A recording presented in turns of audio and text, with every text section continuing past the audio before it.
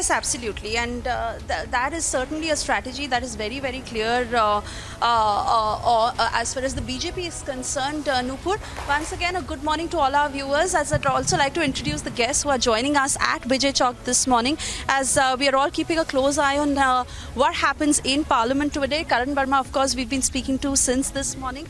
Savio Rodrigues on my left and Nikhil Jain again with us.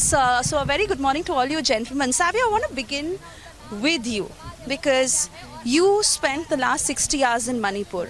You know, while we sitting in Delhi can talk and really gain from the pictures that we've been watching and all that has been going on social media, what was your first-hand experience on the ground? And from your point of view, how do you view this politically with the way the opposition is dealing with it, launching the attack against the centre, how the centre says that they are wanting to talk about it on the floor of the House, and even in terms of the measures that they are taking on the ground in Manipur to restore peace? Give us the larger picture. So the first thing I'd like to tell the people of India, after having visited Manipur for the last 60 hours, is that the conflict in Manipur is not a religious conflict. It is not about Hindus against Christians. There are people dying from the Maiti community. There are people dying from the Kuki community. They are killing each other because they are either Maitis or Kukis, not because they are Hindus or Christians. That is the first fallacy that has been coming out.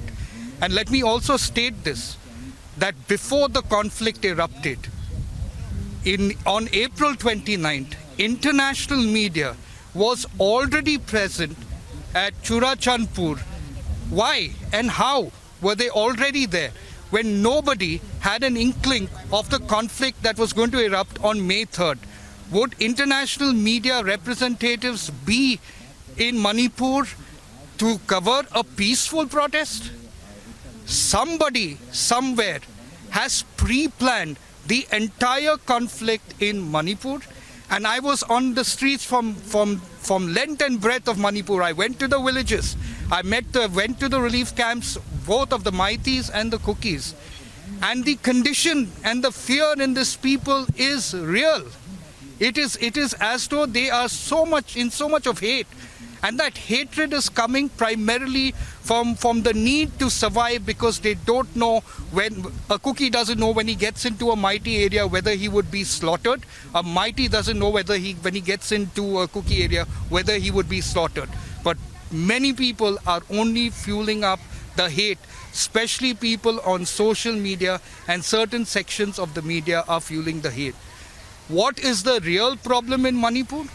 The real problem in Manipur is that a dormant ethnic conflict has been resurrected again in a need to control the narcotics business in Manipur. The narcotics business in Manipur is estimated to be around 70,000 crore. And the Indian government over the last several months has been working to crack down on the narcotics business. And post my visit and my interactions with people in the Indian government, I can tell you that the Indian government is not going to back down from cracking down on the narcotics business. Whether there are people who are politically involved, whether there are militants who are supporting the narcotics business and are funded by the narcotics business, and whether there are foreign agencies trying to create an Afghanistan in Manipur, the Indian government is going to come very, very harsh on them, and the narcotics business in Manipur is going to be broken. The backbone of the narcotics business in Manipur will be broken. The most important thing that is we need to understand is that Manipur needs to grow economically. Manipur needs an economic growth. Manipur is a rich state of minerals, of talented people who need an economic upliftment. The problems happening in Manipur is that the economic development has not happened across the state.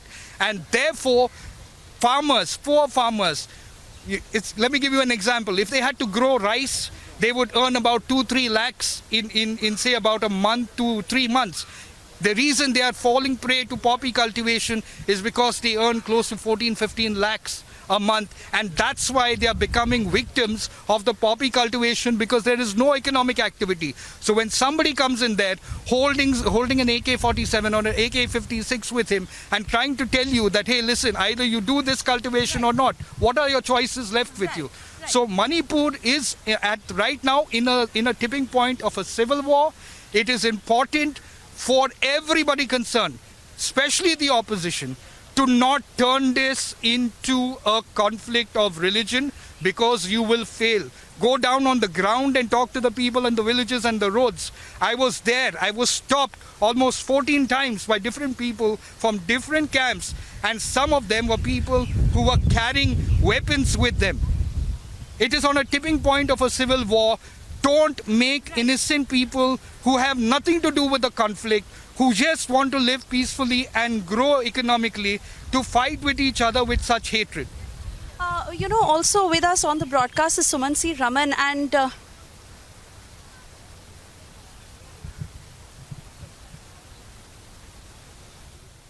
before that we cut across to breaking news coming in as the BRS has issued a whip for all its MPs to be present in the House on the no confidence discussion.